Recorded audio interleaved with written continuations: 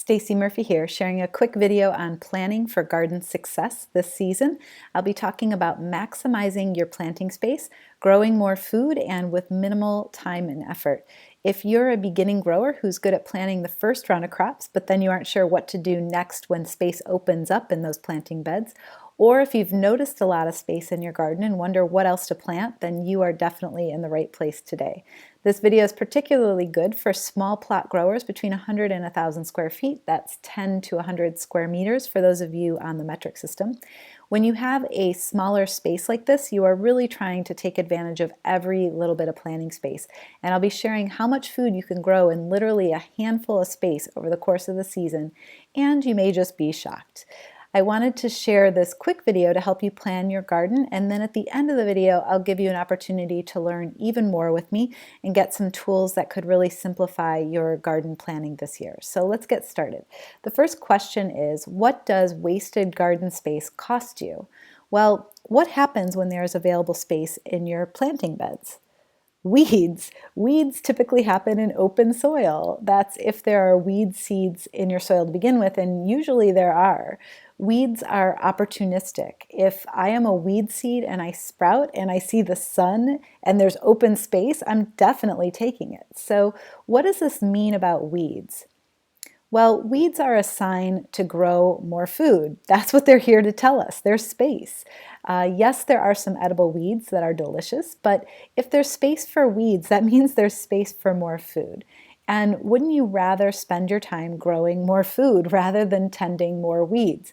So let's take a look and try to quantify what this wasted space is costing you. Let's start small. What does 6 inches of wasted garden space cost you?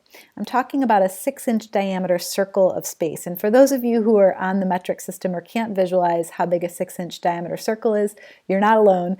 Open up your hand, envision a circle that would touch the tip of your thumb and then the tip of your pinky finger, and that circle would be about 6 inches. And our goal here is more food. So how much food could we grow in that 6-inch diameter space? Here are some numbers for potential yield over the course of a full growing season. Note here that your growing season may be as short as 150 days, as long as 210 days, or you might even benefit from being able to grow 365 days a year if you're lucky, and if that's you, I want to come visit. So let's just assume you have 150 days of growing. You could get 2 successions of carrots in that space, which would be 10 small carrots or approximately a pound of carrots. You could either do 2 successions of celery, or you could harvest the celery periodically and let it keep growing in all season long for approximately 3 pounds of celery over the course of the season.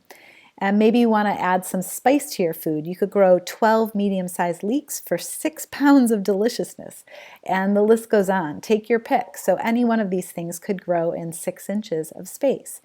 And of course, I have to say the yield disclaimer. Yields depend on your number of growing days, where you are, your climactic factors, and also your level of experience growing food. But I'm showing some average numbers that beginners could strive for.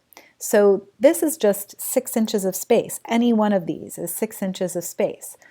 So how many 6-inch spaces are still available in your planting beds this year?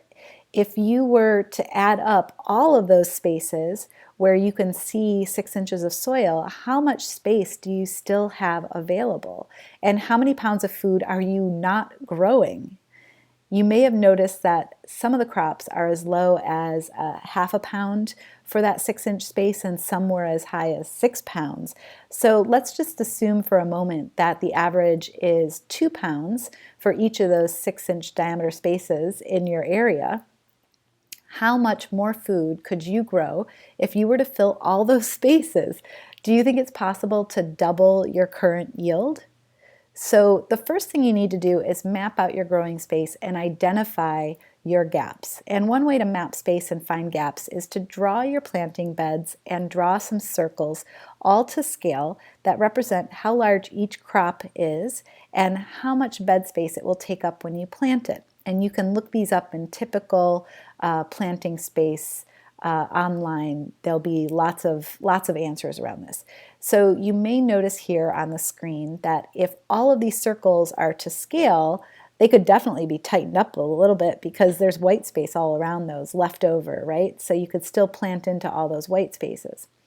And then there's also an obvious solution here.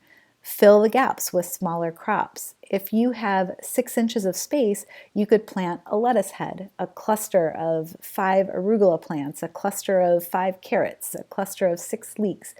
And in the same space as all your pepper plants, let's say in this case you have a bed full of pepper plants, you could pack in a bunch of lettuce too. So here's a diagram that shows if you were to fill the entire bed with peppers, you get 24 with the typical pepper spacing, and you would get 77 lettuce heads with their spacing. But if you were to combine the two, you get your 24 peppers and you still get half as much lettuce as you would as if you just planted the whole thing out with lettuce.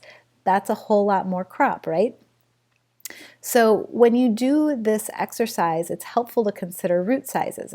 On this particular drawing, the root size is the dark brown circle and the plant is the green circle. So we're intercropping lettuce heads in between the peppers because their lettuce root system is pretty small. Now, you can plant things that have larger roots, like carrots or leeks, but you may find that you get a medium-sized carrot instead of a really large carrot because the root space is more limited. And I love doing this. There are lots of crops like these that I personally love growing, even in these really packed spaces. And I get a lot of smaller vegetables rather than waiting around for a smaller number of larger vegetables. I actually prefer getting a lot of vegetables, even though they're a little bit smaller. So this method helps fill the gaps for your initial planting. But what about the rest of the season? What happens each day of the growing season, right? There's always space. And to illustrate this question, here's what our summer planting looks like. But then 28 days later, our bok choy is harvested and we have that space available. And then a couple weeks later, strawberry season passes and the celery is ready for harvest and all of our beans are out and now we have more space. And then some of those carrots and cabbage come out a little later. And finally, it starts to get too cool for our summer squash, and so that space is available, and on and on.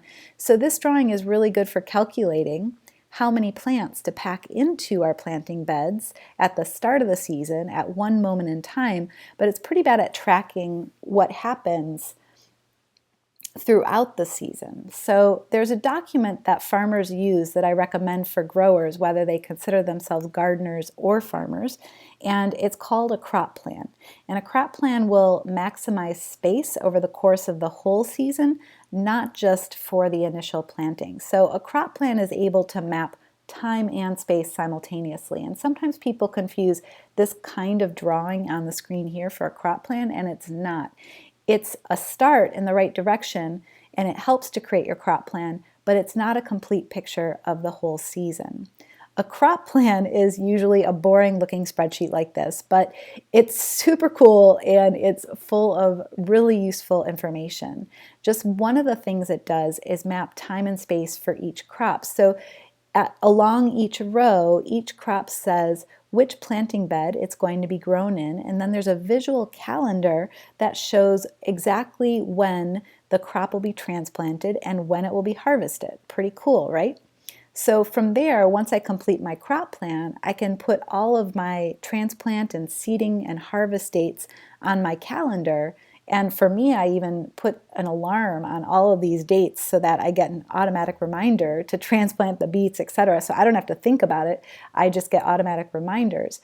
Now I've got a roadmap for the whole season, and I don't have to think about it anymore because it's all planned out and I just execute the plan. I just do what's on the list each week. And that's not all the crop plan does for you. A crop plan also tracks your investment cost because you have calculated exactly how many seeds and transplants you need. And then the crop plan can track your predicted yield in pounds of food. So if you're a market gardener, here's your chance to also calculate your potential income from this crop plan. This is like a business plan for farmers. Or if you're a home gardener, you could be calculating how much in food costs you're going to be saving. So you can see this is a super powerful tool when used correctly. And the best part is you really only have to do it once if you plan ahead, because you can reuse your crop plan next year, but only if you plan your crop rotations now. So I'll give you a little hint on this one. If you have 3 planting beds, and it's recommended that you don't grow kale, collards, and cabbage in the same bed again for, let's say, another 3 years, then you want to make sure that those crops rotate through each one of your beds each year and then return back at least 3 years later. So the hint here is to create your crop plan so all you have to do is rotate beds each season. Pretty simple, right? We all like to recycle.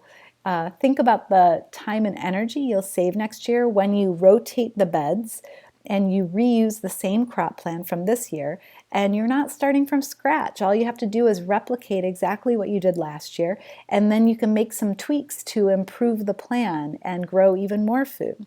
So hopefully you can see how crop plans can increase your yield while saving you time and effort after watching this short video.